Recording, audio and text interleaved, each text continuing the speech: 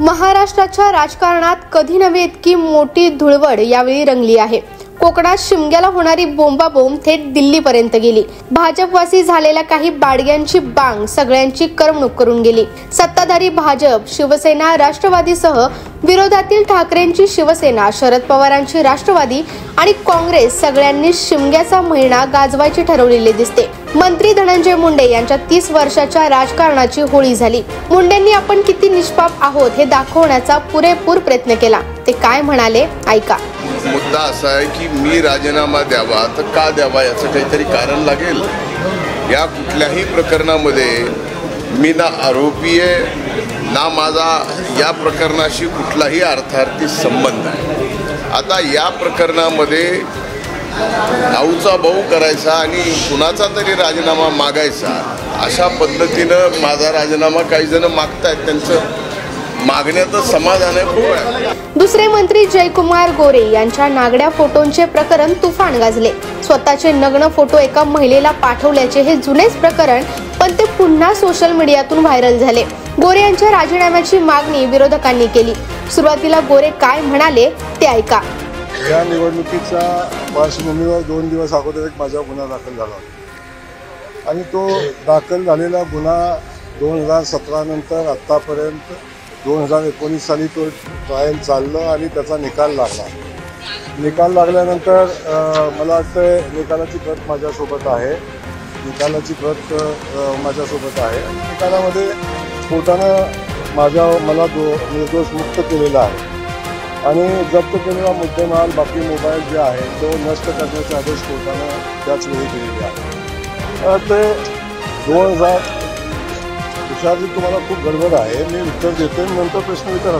तुमच्या प्रश्नाला उत्तर तुमच्या प्रश्नाला मी नाही सांगत आहे, कोर्ट सांगते। कोर्टाचे आदेश ज्याप्रमाणे आहेत कोर्टानं निर्दोष मुक्तता केलेली आहे। मला बाकी कुणाचे तुम्ही निर्दोष मुक्त केलं याच्याबद्दल माझं वेगळं मत काही नाही आहे। आणि झालेला जो विषय आहे या विषयासंदर्भात मी आपल्याला सांगतो की त्या घटना घडली 17 साली 19 साली निकाल लागला आणि निकालामध्ये मला निर्दोष या ठिकाणी कोर्टाने मुक्तता केली। विरोधकांनीही जयकुमार गोरे यांच्या नग्न फोटोवर आक्रमक पवित्रा घेतला। विरोधकांनी कसा पंचनामा केला ते सुद्धा ऐका। पूर्णपणे कपडे साड्यांचा हार या ठिकाणी आम्ही पाठवित आहे। जयकुमार गोरेचा निश्चय करतो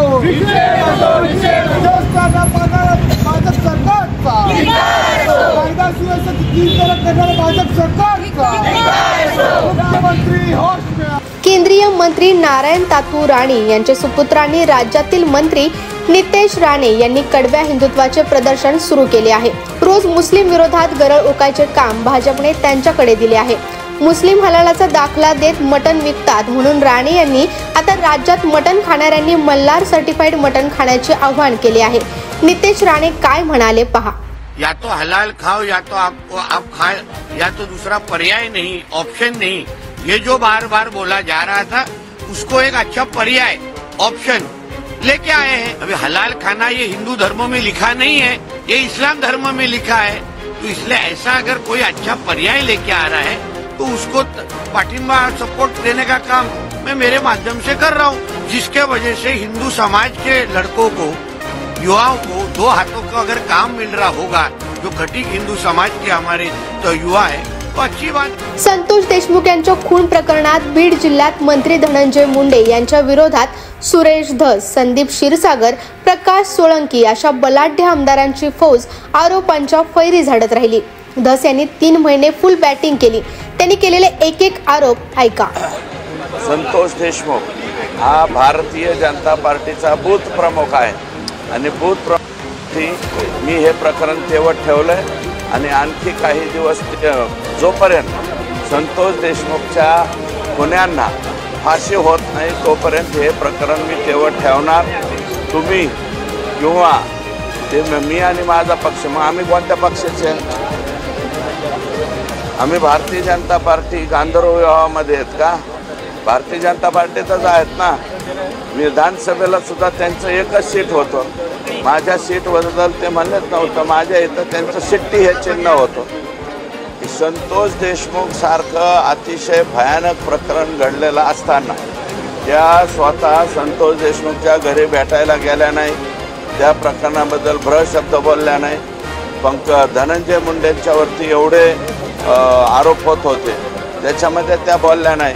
ज्यावेळेस धनंजय मुंडेंचं मंत्रिपद गेलं त्याच्यानंतर ते म्हणतात उशीर झाला, मग ह्याला म्हणजे शपथच द्यायला नको होती, अमकं तमकं. कधी पद गेल्यावर, जोपर्यंत ते पदावर होते तोपर्यंत तुम्ही एक शब्द बोलले नाही. आम्ही मात्र ते पदावर होते तरी त्यांना या पदावरून हटवा. भाजपचे आमदार सुरेश धस हे सुद्धा कसे गुंडांना पोसतात याचा पर्दाफाश अंजली दमानिया यांनी केला.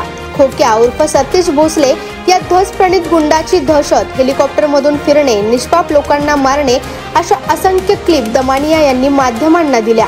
दमानिया काय म्हणाल्या ते पहा. आता 19 फेब्रुवारीला एका माणसाला इतकी बेदम मारहाण झाली की त्याचे सगळे दात तुटले. तसंच्या तसं रक्तबंबाळ अवस्थेत तो माणूस गेला आणि त्याला हॉस्पिटलमध्ये ऍडमिट करण्यात आलं.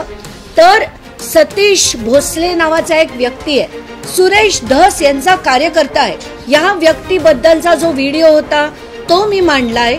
आता याच्यात मी एसपींशी बोलले बीडच्या, त्यांचं असं म्हणणं आहे की समोर कोणी कंप्लेंट दिली नाही, ती त्यांची आपापसातली भांडणं होती म्हणून पुढे काही झालं नाही. धनंजय मुंडेंच्या मंत्रिपदाचा राजीनामा होताच दुसऱ्या दिवसापासून सुरेश धस, संदीप क्षीरसागर, प्रकाश सोळंकी यांच्याशी संबंधित व्हिडिओ क्लिप सोशल मीडियात व्हायरल झाल्या आणि हमाम में सब नंगे असल्याचे चित्र महाराष्ट्राच्या समोर आले.